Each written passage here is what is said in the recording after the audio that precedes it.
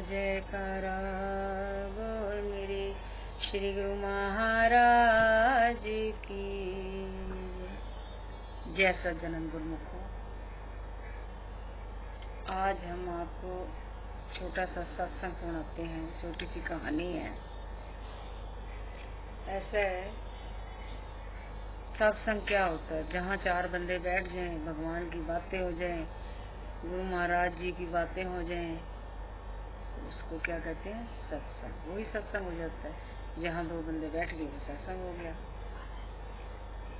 ऐसा है, मैं आपको एक छोटी सी कहानी सुनाते हैं। दो मित्र थे, अच्छे मित्र थे। तो एक बहुत दूर गांव में रहता था।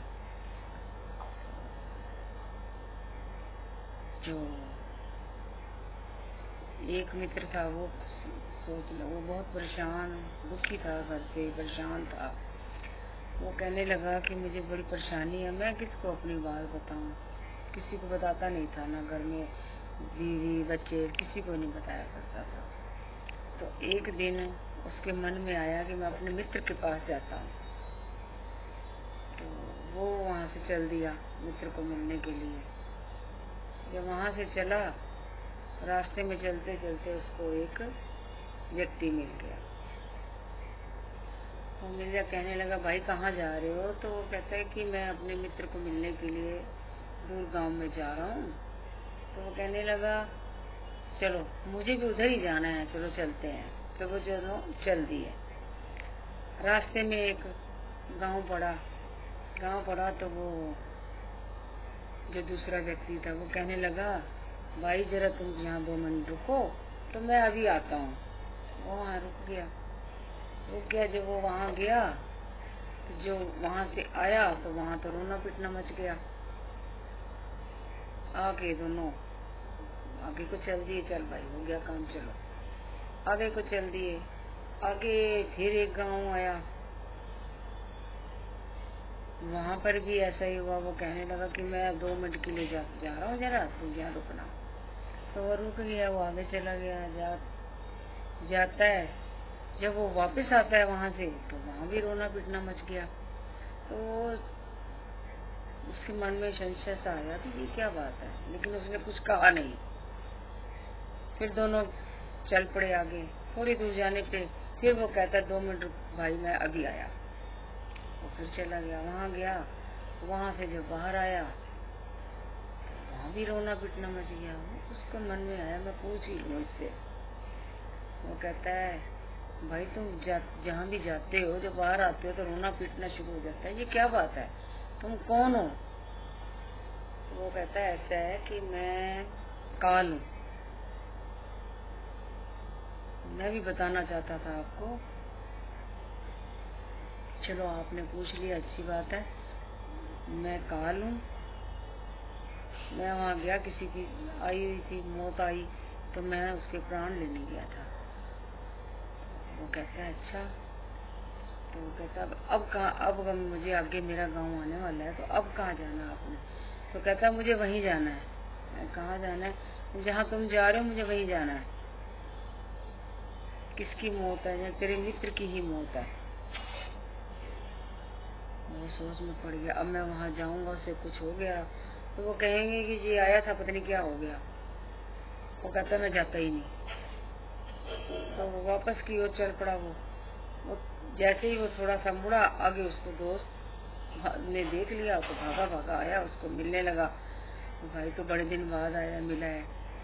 तो आपस में जैसे ही वो उसे मिला तो वो नीचे गिर गया, धक्का लगा, वो नीचे गिर गया, उसकी मौत हो गई। उसकी मौत उसी के हाथों थी। तो मित्र उसका मर गया। चलो वहाँ पर उसका संस्कार वगैरह सब कुछ हुआ। तो फिर वो वापस की ओर चल पड़ा। दोनों चल पड़े।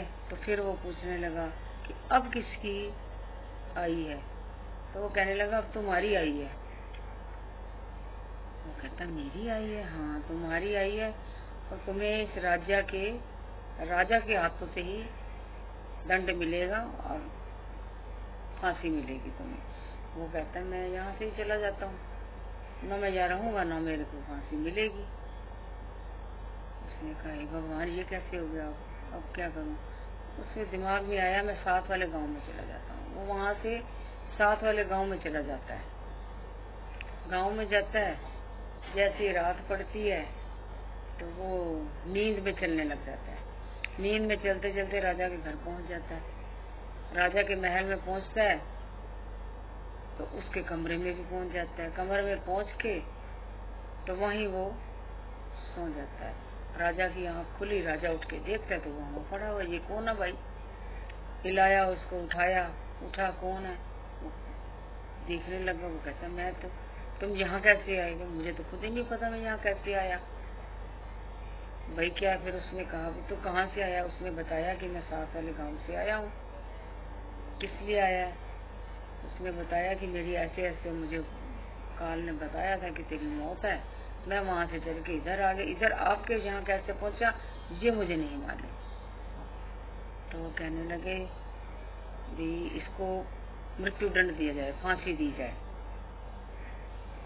तो जब उसने बताया कि मेरे जो राज्य से मैं आया हूँ वहाँ सबको पता है, राजा को भी पता है इस बात का, तो उन्होंने वहाँ के राजा को बुला लिया।